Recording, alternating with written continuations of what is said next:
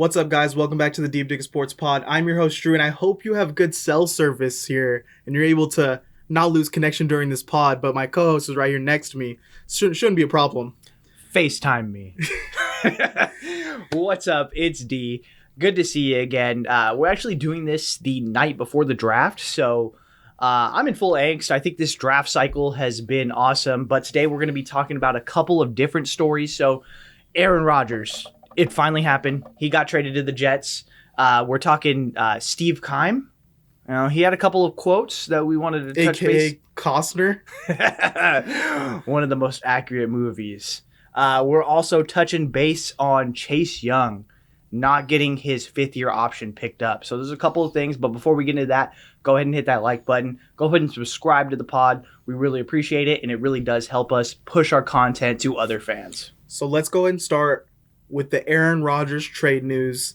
What's the conversation? Let's start there, and then we're going to get into a couple quotes that Aaron Rodgers is dropping now that he's a Jet. Number 8 on the Jets, by the way. Cal Bear number. All That's right, different. What was his trade compensation? Trade comp. The Jets get Aaron Rodgers and pick 15, along with a fifth rounder. The Packers, they get pick number 13. They get a second round pick. They get a sixth round pick, a conditional second rounder that if Rodgers plays, 65% of the plays this year will turn into a first rounder. Okay, so let's just trim the bullshit of the deal. 13 for 15, they just cancel each other out, basically. And so let's not even acknowledge those, really. I think...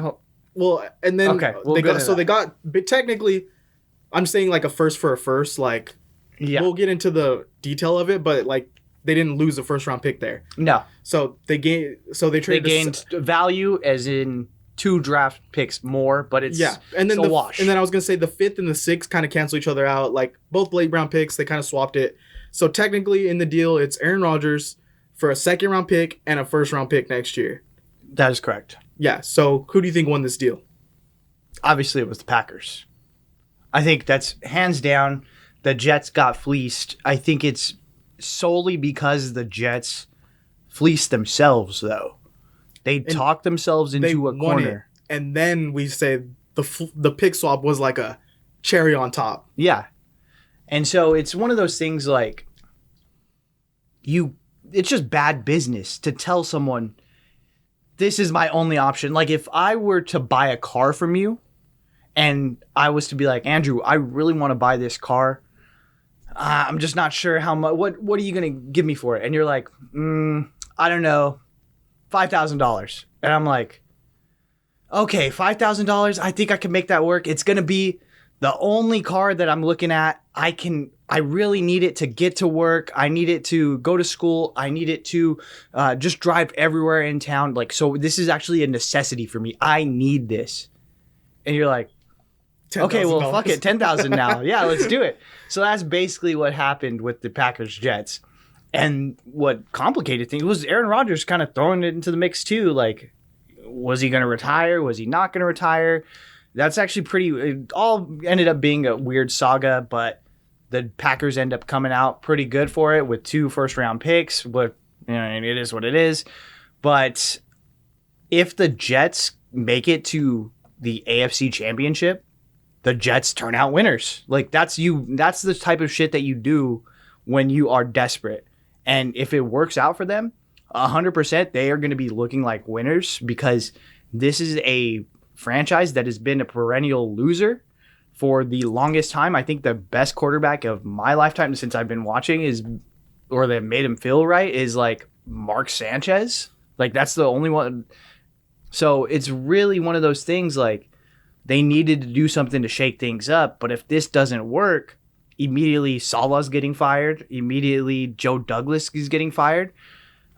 So you're just really hoping it doesn't turn into a Russell Wilson type of trade. Yeah, I think it just got to a point where the Jets panicked. They were like, we need to get this shit done. So let's just bring him in the room already. I think he's going to be more willing to work with these young receivers that they have than he was in Green Bay. Hopefully you're like, new environment, new Aaron, do some whatever drugs you want here and like feel relaxed enough to like get in some extra reps with our guys. So I think it's now turning into, if the Jets make it to the AFC Championship game, I think that's a win on their end. To me, I think if they go out in the first round of playoffs, miss playoffs, or don't make it to...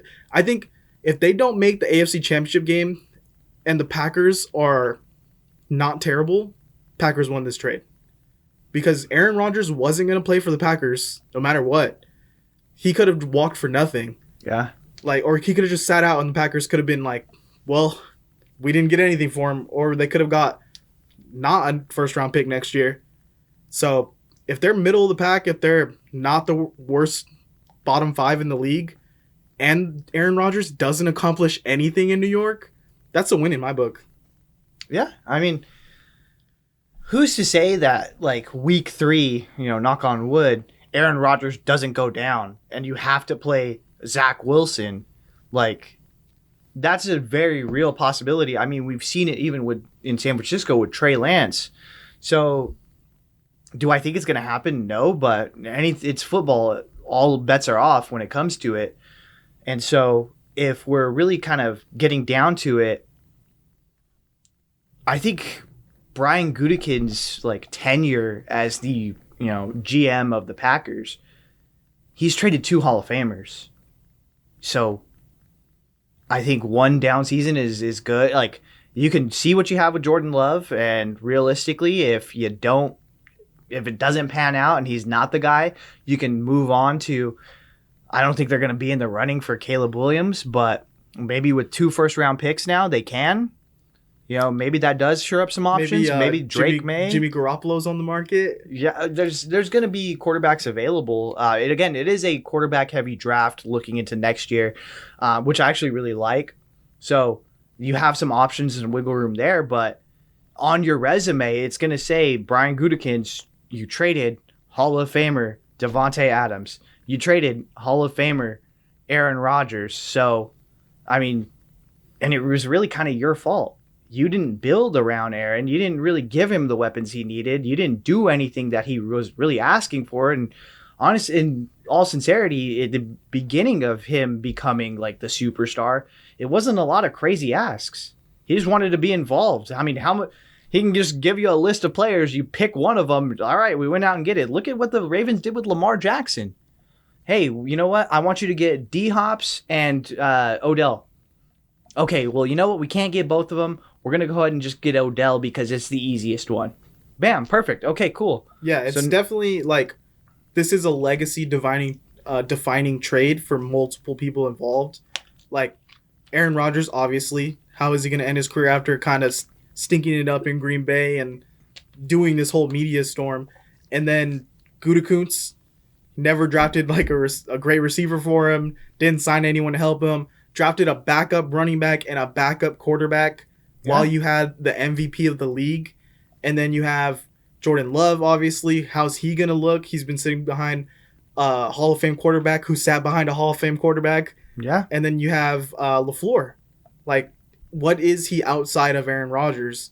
And so everything's up in the air right now. And then even Zach Wilson, like, what is he going to be? How is he going to learn from this? Like, last season, it took one Mike White start for the whole team to wear Mike White t-shirts. And then they're parading around trying to get Aaron Rodgers to their squad. And they're changing their profile pics to Aaron Rodgers. Like, they don't like Zach Wilson. And but we have... Let me just drop these quotes before we get too deep into it. As far as Rodgers and Gutekunst's relationship, Rodgers was asked like what happened between like the lack of communication, and Rodgers said that he gets limited cell service at home, and if you want to get a hold of him, I need to see your face. You've got to FaceTime me. He referenced checking phone records, and there aren't any FaceTimes from the Green Bay Packers. So in New York, I would expect the media to be like, hey, why haven't you talked to like Saleh and Aaron Rodgers to say, I got bad cell service? And the media to be like, that's bullshit. Yeah, what is the real reason? Yeah. And he's not going to get the same treatment in Green Bay that he is getting now. In New York that he's getting in Green Bay. Oh, yeah, for sure. And I think we all know that's kind of bullshit. Like, you can go on the Pat McAfee show every week, but you can't call back your own GM. That's kind of ridiculous. Well, even then, like, to touch base and maybe tell them a little bit about your plans. Hey, this is where I'm at heading into this, darkness retreat. This is where I'm thinking. I'm right now 60% thinking about retirement. You know what I mean? I just want to keep you informed. Just little things that he could have done. The phone works both ways, Aaron. Like, yeah, you may not have seen a FaceTime, but you also didn't call them when you had service. How many of these weird antics, how Aaron Rodgers like dodges media, kind of steps around his team, like how much of that is going to like fly in New York, and how bad is it going to affect a young roster? It's the Aaron Rodgers show now. Like, say what you want, but you have a head coach in Robert Saleh who is not the offensive coordinator. So he has no say on that side of the ball. It's basically Aaron Rodgers giving everything. So now it's Aaron Rodgers' guy and Nate Hackett. It's Aaron Rodgers is more likely going to be calling the plays and being like, Hackett, is this good? And he's going to be like, yeah, because what is Nathaniel Hackett going to do? Like, You just got fired. You were one of the worst coaches since Jim Tomsula. You can't step up to Aaron Rodgers and you're out. Like, you know what I mean? So it is the Aaron Rodgers show. What he says goes, and he's going to do what he wants. And they're just going to have to allow it, because what else are you going to do? You're not going to scold. What are you going to do? Suspend him for a game? Okay, that's going to make you worse. You're going to scold him? Okay, well, what if he gets an attitude? What if he doesn't want to throw to your young guys now? So I think there's a lot of nuance that they're going to have to take, and they really are going to have to approach him with kid gloves moving forward, because you made a deal with the devil. Now you have to, actually pay the toll. Like, you got to do it. Yeah, and as far as Zach Wilson's future with the team, Aaron Rodgers was already contemplating retirement last season. Who knows if he's even there in a year. He has an opportunity to learn and grow under a Hall of Fame level quarterback. And he said a veteran quarterback that's coming in, he would give him hell in practice every day. Aaron Rodgers responded that Zach Wilson is going to make his life hell in practice, and he's going to make Zach Wilson's life heaven off the fields. And I don't know, take that interpretation what you will. Look at Twitter. They're really running with some narratives. But yeah, we're going to move on to the next subject. I just want to drop that little... I want to touch base on the whole Zach Wilson of it. Okay. This is actually best case scenario for Zach Wilson if he wants to stay with the Jets organization. Because if you're Zach Wilson, what do players, like, what brings teams together? It's winning. And so if he just goes in there and is a good backup quarterback, and hey, you know what? I want to give my guys the best looks in practice. I want to help prepare. I want to learn under Aaron. If he really coddles up to Aaron will put in a good word for him with the rest of the guys, and they're winning games. That immediately, it's like you remember in Seinfeld when Costanza tries to get that girl to like him, so he does the NBC thing like Costanza. So it's like associating like him with something good. If he just sticks to Aaron Rodgers' back, it's going to associate him with something good. So his teams will, like, I think it'll really be good. And he's going to learn a lot from Aaron. Like, even if Aaron doesn't talk to him and he just shadows him and watches what he does and how he prepares as a professional, I think it's going to do leaps and bounds for his game, which honestly, he could use a year of not playing. He could use a year of just sitting there and learning. And we've seen it before where a kid just comes in, it's not the right fit, it's not the right time, but you just go back to the drawing board, you retool, and you come back better than ever. And I think Zach Wilson really does have an opportunity, even if it is 2 years behind Aaron Rodgers, to really rebuild his reputation with the Jets and then prove like, hey, you know what? You have to check out what I've been doing with Aaron as my tutor. Yeah, I mean, only time will tell. We got to see what happens. Yep. But moving on to former GM of the Arizona Cardinals, Steve Keim. He's kind of making the rounds, doing different shows. Is he? So is it? The only thing is, he like chilling. launching his own podcast. Is that why he's doing the rounds? Because it's been weeks of him just quote after quote, like, I'm going on show after show, baby. Well, what was the first thing that came? He's the Nick Bosa quote. Or no, even before that, he said Kyler needs to work on studying. Yeah, well, that. And then it was Nick Bosa. He said that he would have drafted Nick Bosa, but Nick Bosa would have gotten him fired. Well, before that, it was...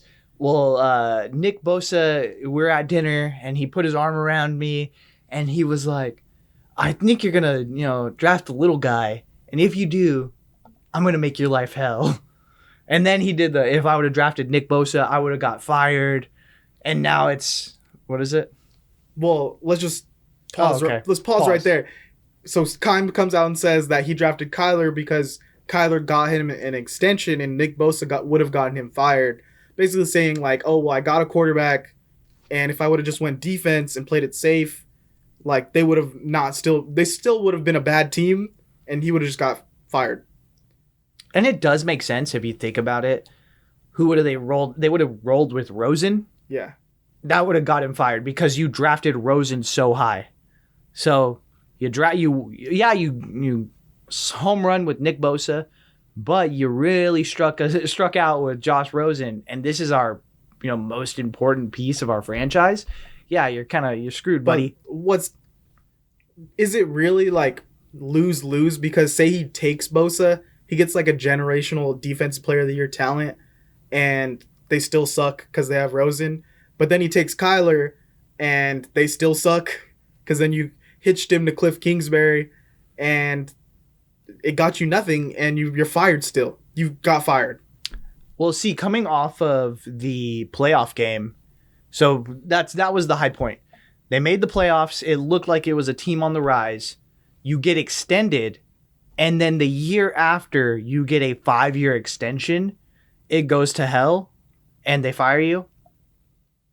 That's not normal. You know what I mean? If you sign a 5-year deal, you're expected to be there for at least 2 or 3 years. But you signed a 5-year deal, and in year 1, it fell apart. That's kind of unheard of. So I get where he's coming from. Like, it was looking like that. And maybe with a better owner, they actually would have rode it out a little bit longer. Maybe a better coach. But again, that's not completely on the GM at all. It's maybe 50-50. I don't know how that organization is run, but we know that Bidwell is kind of on the hot seat in the NFL. Like, they do not like him. The organization doesn't like him. The players don't like him. The NFL itself is like really like thinking that he's fumbling the bag here. So, and if I was Keim, I'd lean into that. If I was Keim, I would not be doing all these podcasts and like leaking all this because one, I think it's hurting his chances of getting another job, and two, I think he could have just faded. Like, no one really cared that he failed with the whole Kyler Cliff thing, and then like no one was giving him shit about taking Kyler over Bosa. Like, no one cared. And now that he's bringing all this stuff up, and I'm only saying this because of his next quote, I'm starting to question everything about this guy's career. Okay. Because I'm like, does this guy know ball? What the fuck was going on behind closed doors? Yeah. He said that the movie Draft Day is probably the most accurate movie he's seen. And he said that teammates not going to a birthday party is a huge red flag. And he's had a situation like that. Did you see the video? He's like, yeah, I called the coach. By the way, he said, he asked him, have you had a similar situation like that where like they didn't go to a quarterback's birthday party or something and you were like, red flag? And the situation he brought up was nowhere close to the same thing. He was like, oh yeah, like I called one of his college coaches who was my friend. He was like, should I draft him? And he was like, well, and he's like, well, that's your buddy kind of giving you advice. Yeah. Like low key. That's not people not showing a red flag. Yeah. That's not, I didn't bring I deterred, like, I didn't bring anything to the potluck. So they're yeah. And I does that make you question Steve Keim's ability to be a GM, that he thinks Kevin Costner's Draft Day is the most accurate depiction of what goes on in those draft rooms? It doesn't, like, so what I think is he's done. He's done. I don't think he wants to come back as a GM. He's gonna try to be a media guy. I think he is going to try to be a media guy. So, yeah, he wants to say these wild takes. It's not even wild. Maybe that's how he felt. Like, you know how people go out on Saturday night? They're like, my life is a movie. Like, that's him. Like, that's how he lives. He saw Costner. He's like, that shit's me. What's the Leo DiCap meme? He's like, oh. Yeah. So, like, maybe that is like kind of how he felt. Now he's able to like really kind of speak his mind about things. And maybe it was a similar situation. Like, maybe he did. Like, I'm thinking it was more not with the Kyler situation, but more with the Rosen. Like, the more you kind of dig into it, maybe he didn't listen to red flags, and he's like, I fucked up. Like, I know, like, Josh Rosen was not the pick. I shouldn't have made this. We fucked up. But I made better with this Kyler Murray situation. And even ultimately it got him fired, but that's like how he kind of sees it now. Is like, I saw the red flags. I knew I shouldn't have done that. But unlike Kevin Costner, I didn't, turn everything around and make the right pick. I went through with it. Well, speaking of not going to your teammate's birthday party being a red flag, Josh Rosen had a jacuzzi in his dorm room. And they were like, number 3 pick. Somebody get this kid a jersey. Kevin Costner would be ashamed. And that's just leads because we've been thinking about like doing a Deep Digs reacts to the movie Draft Day. And Steve Cobb bringing this up, like, now got my juices I haven't flowing. seen the movie in years, and I remember watching it the first time being like, this is the dumbest movie I've ever seen in my life.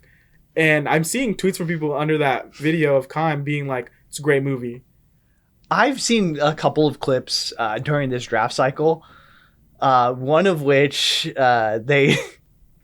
it's like such a like, oh, we put $100 at the back of this playbook and we asked prospects, and the only one that ever lied to us was whatever Callahan, and it's like, you want to know who didn't? It's like, bro. So I'm down. It's gotten my. This guy's I'm ready to go. Very drafting on morale over like talent and and projections. I watched the clip today where he's like, he hands a woman a football, and all the dudes in the room are like, he's giving the football to some girl, and it's clearly like his mom or his sister. Yeah. It's like, we're gonna do a reacts. Look out for that pretty soon, and we're gonna dig into all these great scenes from Draft Day, and we're gonna try to break down hopefully the trades that went down in there, and see if they make sense. I don't know. I don't think so. I don't think they didn't make sense to me at the time. They don't make. I've looked a little bit. I don't think they make sense. But yeah, we'll check it out. We'll get on that, and that's gonna make my judgment on whether Steve Keim should like ever he's be an actual GM. If he's a good GM, or should even be involved in football. Not to allegedly he was on pain pills a lot. So dude, he should go work with Aaron Rodgers. I know they should do some ayahuasca or something together. Last thing we want to talk about really quick. Chase Young has been rumored to the 49ers for like all of last season, basically. And I think Washington's not picking up his... They have decided to decline his 5th-year option. It would cost him like $17 million or something. So Washington declines Chase Young's 5th-year option. It doesn't look like he's in the plans for their future. Little rumblings that 49ers might trade for Chase Young. And do you think they should do it? And what would you give up for him? He's coming off a knee injury. Do they want Trey Lance? No, it'd be like draft picks. You're Sam Howell. Sam Howell is our QB1. Yeah. But not really. He's on the right, he's slotted right now. When I said QB1, I didn't really mean it's because QB1. Literally we didn't have any other quarterbacks on the roster. Unlike the Jets when they said Zach Wilson's QB2 and they didn't have any other bro, they really fucked them. The Washington Commanders were willing to say Sam Howell's QB1 by default, and Jets were like, he's number 2. We're gonna get somebody. Somebody else is coming in here. We're hiring. We're outsourcing. Well, the only thing is, like, what are they gonna want as far as compensation? Because Chase Young he won Defensive Rookie of the Year.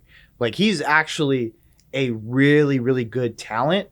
I know last year he wasn't as productive, but he was coming off of a major injury. I'm actually super surprised that they are deciding to move off of him. I would figure Red flag.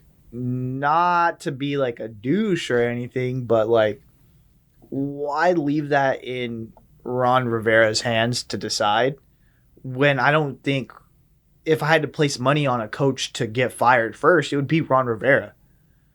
So like, why leave that in his hands? If I'm the new owner, I just paid, however many billion. I'm like evaluating the roster. Like, why are we getting rid of Chase Young? We just seen like a, talent that, hey, he was a little bit injured, a little bit banged up, but we know what he's been in this league. It's not like we're just basing it off of college tape. We've seen him in the NFL against really good tackles. His coaches released that college tape. Yeah. So, I don't know, dude. It's just a weird scenario. I don't know what they're asking for in return, but think about it. The 49ers' first pick isn't until round 3. Well, I saw people even saying potentially he's gone for a 5th round pick. Fucking A. And so I was saying, like, I'd give them a 2nd round pick for Chase Young right now. I'd give them 2/3 because maybe it's not working out. I think if they don't want to pick up his 5th option, he's been banged up a lot. He's going to cost money as an edge rusher, and he's not producing lately because of the injuries. So, like, do you want him staying on your Washington roster and eating up a lot of your cap when you're, like, questioning his production, his on-the-field status? But I think that is a positive for the 49ers because then you could say, hey, well, you're not going to get anything for him because he's going to walk after 4 years. Yeah. And if he does good for you, you're going to have to pay him a bag. Yeah. So why don't we give you a little 3rd round pick and he does better as the number 2 pass rusher opposite Nick Bosa. Yeah. That could be a better role for him. Well, I mean, think about that line. Dude, that line would be so nasty. Bosa, Chase. Armstead, then Hargraves, and then you mix in Drake Jackson along with Chase Young just to give him a little bit of a different look. Dude, that's nasty. How many picks would you be willing to give up for Chase Young right now? I'd give them all the 3rd round picks, all the 3rd rounds. But if they're even saying we might even do it for a 5th, bro, you lowball him. I'll give you a fucking 7th round, bro. Like, what do you like? That's how you start negotiations. No, what would Costner do? He'd package all the 3rds. What do you want? I want your 1st rounder this year and next year. God, I want to watch that movie. All right.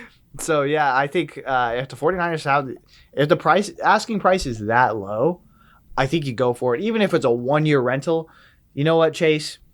We have something you want, which is Nick Bosa on the other side, really taking those double teams. And if Nick's not taking them, Hargraves is taking them. And if Hargraves is not taking them, then it's going to be Armstead. So, and you're going to be fresh because we have Drake Jackson who can go in there. And realistically, we're not even sure if Drake Jackson can be the number 1 on the edge every down, all 17 games, because he just kind of ran out of gas last season. So it really helps us out for you to be here. You're going to get production. You're going to get a bag after you go. Or maybe you want to take a discount. We run it back and we go another Super Bowl run. We just got Omenihu and Ebukam paid. Yeah. And you don't think Chase Young could come for 1 season and get way more? Like, would you rather play for that amount of money and stay in Washington another year? Or that amount of money and go to San Francisco for 1 year? Yeah. You want to go to San Francisco. But how many other teams, like, that's the only thing is, like, how many other teams are going to be in the mix? Which, if I'm the Cowboys, I'm going for it. If I'm the Vikings, I'm going for it. Like, I'm just thinking of all these other teams, especially in the NFC, that would like that just to get an edge rusher. And the Bears. The Bears would love him. So, like, start to think about that. Like, if it comes down to it, I think the 49ers are going to get him? No, just because there are so many other teams. But it's something to look out for on draft day. No pun intended, Mr. Costner. Ride down the barrel and say it. Draft day. Well, I think that's basically all we have. I just want to give you a little shit because you're not drinking your prime. You're drinking tea. I thought we were Prime guys. I drank a little bit of it. All right, yeah, I drank some tea. No, I'm editing this. No. And I'm gonna go back and watch how many times you reach for this Prime. I reached for it once. And I see you drinking a bottle of tea right there. Fresher right now. Disrespect to the Prime and Paul and KSI. Anyways, go ahead and hit that like button. Go ahead and subscribe. Tell a friend. Drop some comments. We really appreciate it. See you guys later.